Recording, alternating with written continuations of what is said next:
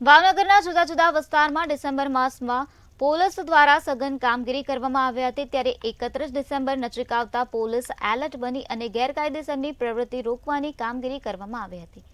ત્યારે આ કામગીરી દરમિયાન જિલ્લામાં પ્રોહિબિશનના કુલ 346 કેસ નોંધાયા હતા, જેમાંથી દેશી દારૂના 311, જ્યારે વિદેશી દારૂના 35 કેસ, ઇંગ્લિશ દારૂના કેસ નોંધી પોલીસ દ્વારા કુલ ₹16,12,269નો મુદ્દામાલ જપ્ત કરવામાં આવ્યો હતો।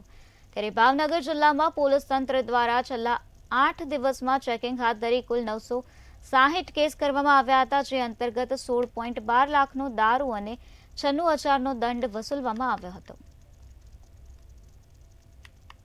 ડિસેમ્બરની ઉજવણી ખૂબ જ શાંતિપૂર્વક ભાવનગર જિલ્લામાં અને શહેરમાં પૂર્ણ થયેલી છે।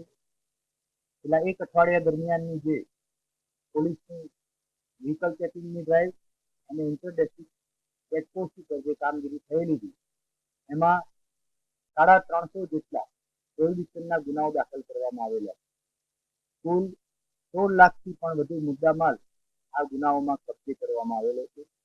તદુપરાંત વ્હીકલ ચેકિંગ ડ્રાઈવ દરમિયાન 48 જેટલા નશાકારક પીણાથી અને ડ્રાઇવિંગ કરતા હોય એવા નાગરિકો વિરુદ્ધ ગુના દાખલ